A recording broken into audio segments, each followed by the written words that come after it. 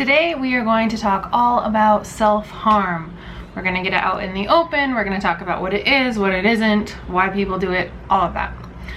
So it's a great topic. I'm excited to jump into it. Also keep an eye out for follow-up videos, which will offer more tips and help and strategies if you are struggling with self-harm.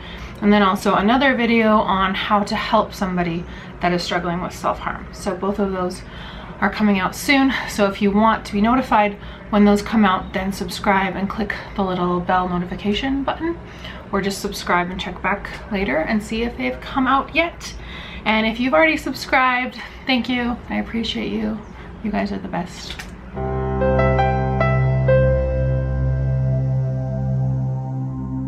So, self-harm. This is a great topic, and it is something that is really common and really misunderstood.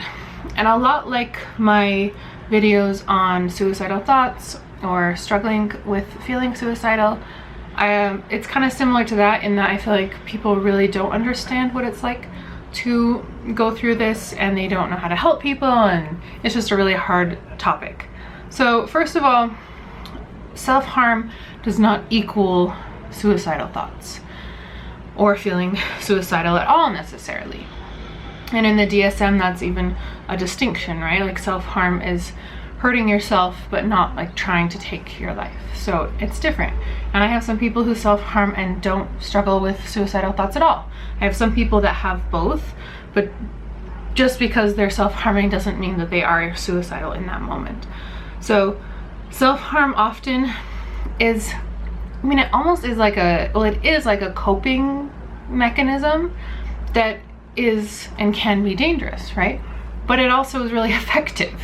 So because people need a endorphin rush, or they need to feel something, maybe they, they feel like they're really numb and they're not feeling anything, or they're feeling too much and they're overwhelmed and nothing else is helping.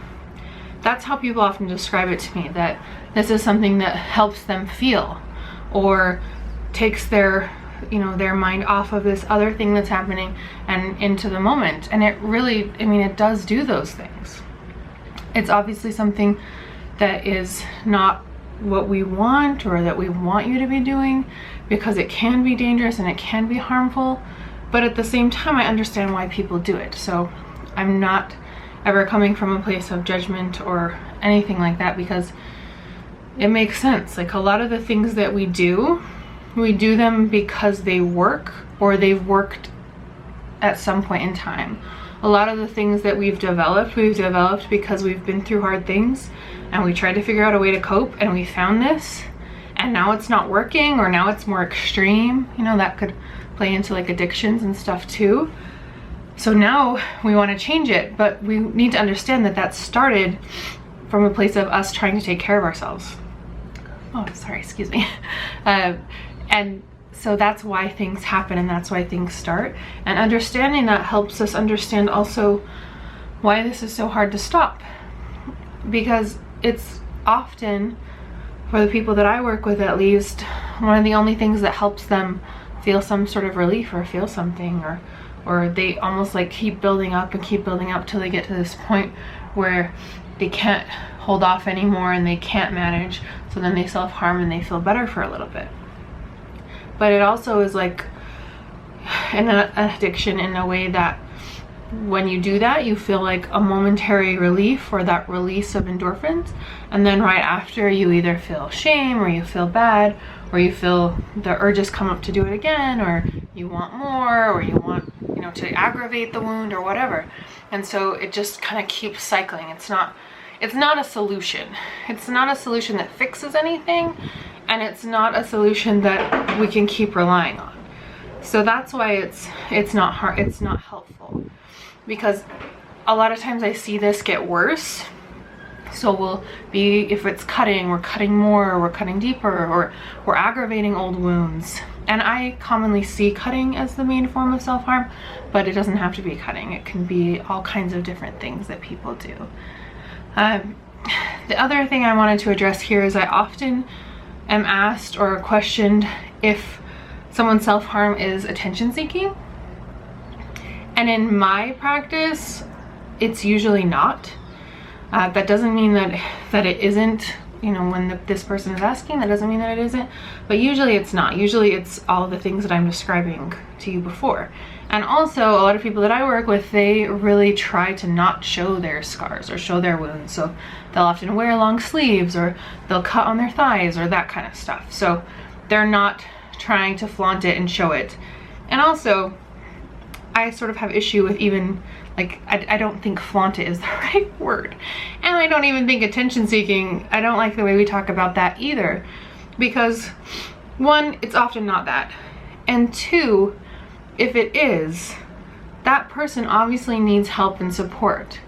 Like, if you don't understand self-harm, or you can't really go there, or you've never experienced it, can you imagine how much someone must feel unseen or unheard or misunderstood to be trying so hard to get something or a need met, or attention, by harming themselves?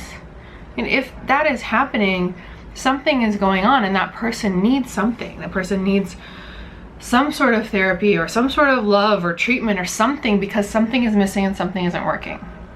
Which also leads me into, this is often a part of something else, right? So often this shows up in my practice, people struggling with depression.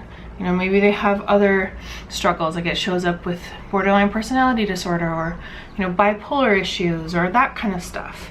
It also can sometimes show up with grief, or feeling really down, or feeling really lonely. So it can show up with a lot of other things, but there's often other things going on underneath that are causing a lot of pain and anguish that we're not able to work through and work out, and maybe not able to verbalize, or not able to control. And so that comes out as self-harm. I've also seen it a lot with eating disorders and struggles like that. I also see it a lot with trauma and with abuse. So it comes kind of in a package with that, or as a response to that, or as a way to cope with that.